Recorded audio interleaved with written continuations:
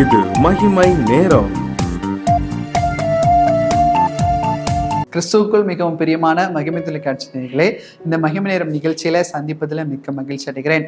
ஆண்டவர் நமக்கு பாராட்டுகிற மேலான கிருபைகளுக்காக தேவாதி தேவனை நான் ஸ்தோத்திரிக்கிறேன். ஆம் பிரியமானவர்களே, இந்த நிகழ்ச்சி நிச்சயமாக நம்முடைய ஆவிக்குரிய வாழ்க்கைக்கு பிரயோஜனமா இருக்கும் என்று சொல்லி ஆண்டவருக்குள் நான் விசுவாசிக்கிறேன். இந்த நாளிலும் கூட கர்த்தருடைய வார்த்தைக்கு கீழ்ப்படிவதனால் உண்டாகும் ஆசீர்வாதங்களை குறித்து நாம் தியானித்துக் கொண்டிருக்கிறோம். அந்த பிரகாரமாக இன்றைக்கு கர்த்தருடைய வார்த்தைக்கு யார் கீழ்ப்படுகிறார்களோ அவர்களுக்கு கர்த்தர் பலன் கொடுக்கிறவராய் கூட இருக்கிறார் என்பதை குறித்து நாம் தியானிக்க இருக்கிறோம். உபாகமம் 11வது அதிகாரம் 13வது வசனம் முதல் 15வது வசனத்தை நாம் வாசிப்போமானால், நீங்கள் உங்கள் தேவனாகிய கர்த்தரிடத்தில் உங்கள் முழு இருதயத்தோடும் அன்பு கூர்ந்து அவரை சேவிக்கும்படி நான் இன்று உங்களுக்கு கற்பிக்கிற என் கற்பனைகளுக்கு கீழ்ப்படிந்தால், நீ உன் தானியத்தையும் உன் திராட்சரசத்தையும் உன் எண்ணெயையும் சேர்க்கும்படிக்கு நான் ஏற்ற காலத்திலே உங்கள் தேசத்திலே முன்மாறியும் பின்மாறியும் பெய்ய பண்ணி மிருக ஜீவன்களுக்காக உன் வழிகளிலே புல் முளைக்கும்படி செய்வேன். நீ சாப்பிட்டு திருப்தி அடைவாய். ஒரு திருப்தியான வாழ்க்கையை கர்த்தருக்கு கீழ்ப்படுகிற மனுஷன் பெற்றுக்கொள்வான். எப்போது கர்த்தருக்கு முழுவதுமாக கீழ்ப்படியும் போது இந்த மேற்சொல்லப்பட்ட ஆசீர்வாதங்கள் எல்லாவற்றையும் அந்த மனிதன் பெற்றுக்கொள்வதை நாம் பார்க்கிறோம். திருப்தி என்று சொன்னாலே நம்முடைய வாழ்க்கையில ஏதோ ஒரு குறைவு என்று சொன்னால் ஒரு பலன் இல்லாத ஒரு சூழலை, ஆனால் ஒரு நிறைவு இருக்கும் போது ஒரு புது பலன் நம்மை ஆட்கொள்ளும் அல்லவா.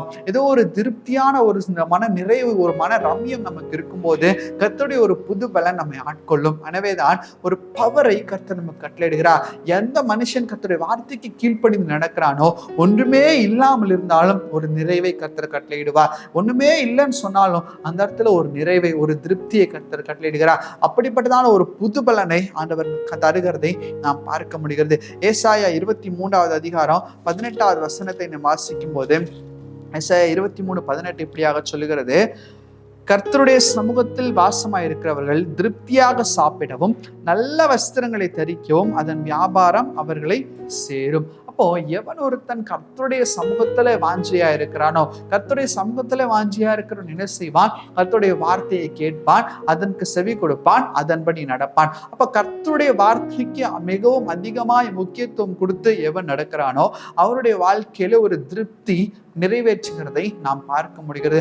எதுவுமே இல்லாத சூழ்நிலையா இருந்தாலும் ஒரு பெரிய திருப்தி அந்த மனுஷனுடைய வாழ்க்கையில இருக்கிறது. ஒரு குறைவாக இருந்தாலும் அந்த குறைவையும் நிறைவாக்குறதான ஒரு திருப்தி, ஒரு புது பலனை கர்த்தர் கட்டளையிடுகிறார். இன்னைக்கு பவுலுடைய வாழ்க்கையை யோசித்து பார்க்கும்போது, பவுல் அநேக நேரத்துல சிறைச்சாலையில அகப்பட்டு போனார். ஆனால் அந்த சிறைச்சாலையில கர்த்தரை துதித்து பாடும்போது ஒரு பலனை பவுலுடைய வாழ்க்கையில கர்த்தர் கொடுக்கிறதை நாம் பார்க்கிறோம். இன்னைக்கு நம்முடைய வாழ்க்கையில இப்படிப்பட்டதான ஒரு பலன், ஒரு நிறைவு, ஒரு திருப்தி நமக்கு வேண்டுமானால் ஆண்டவருக்கு கீழ்ப்படுகிறவர்களாய் கூட காணப்பட வேண்டும். அவருடைய சத்தத்தை கேட்கிறவர்களாய் கூட காணப்பட வேண்டும். சங்கீதங்களின் புஸ்தகம் 104வது சங்கீதம் 17வது வசனம் 16வது வசனம் சொல்லுகிறது, மனுஷனுடைய இருதயத்தை மகிழ்ச்சியாக்கும் திராட்சை ரசத்தையும் அவனுக்கு முக கலையை உண்டு பண்ணும் எண்ணெயையும் மனுஷனுடைய இருதயத்தை ஆதரிக்கும் ஆகாரத்தையும் விளைவிக்கிறார். கர்த்தருடைய விருட்சங்களும் அவருடைய நாட்டின லீபோனின் கதிர்களும் சாரத்தினால் நிறைந்திருக்கும். யோசித்து பாருங்க, இதெல்லாம் வசனம் என்ன சொல்லுகிறது?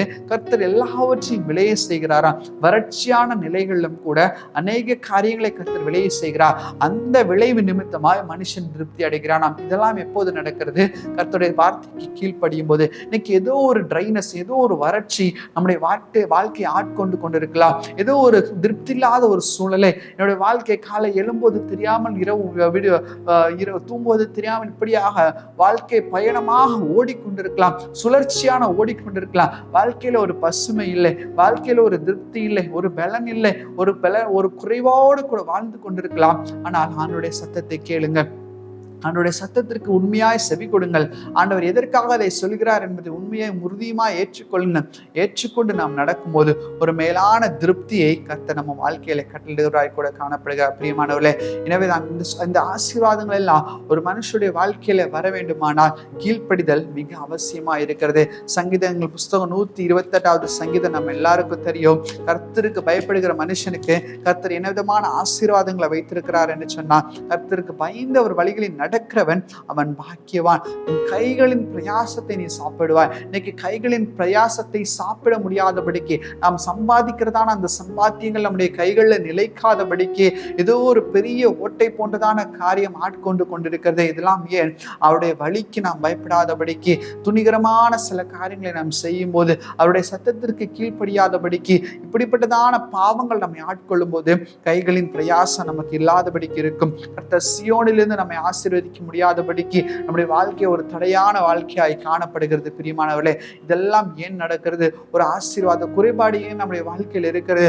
அவனுடைய சத்தத்திற்கு கீழ்ப்படியாமல், அவருடைய வார்த்தைக்கு கீழ்ப்படியாமல் நாம் நடக்கிறதுனால இன்னைக்கு அப்படிப்பட்டதான ஒரு காரியம் நம்மிடத்துல காணப்படுமானால் அதை திருத்திக் கொள்வோம், மனம் திருவோம். கர்த்தாவே, நம்முடைய வார்த்தைக்கு கீழ்ப்படிந்து நடக்கிற ஒரு மகனாய், ஒரு மகளாய் என்னை மாற்றும் என்று சொல்லி ஆண்டவருக்குள்ளாக ஒப்பு கொடுப்போம். அப்படி ஒப்பு கொடுக்கும் போது கர்த்தர் பெரிய காரியங்களை செய்ய வல்லவராய் கூட காணப்படுகிறார். கண்களை மூடி நாம் செபிப்போமா?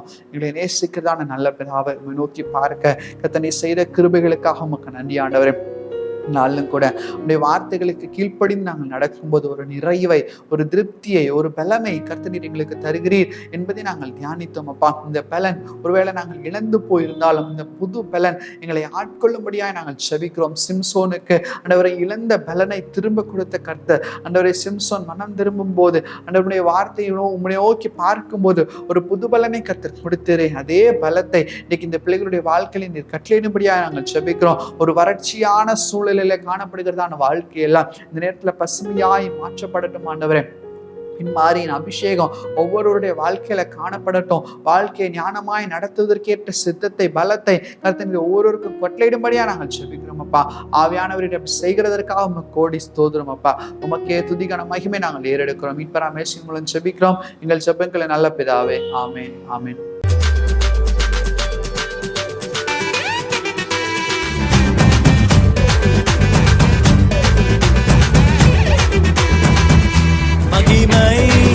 மகிமை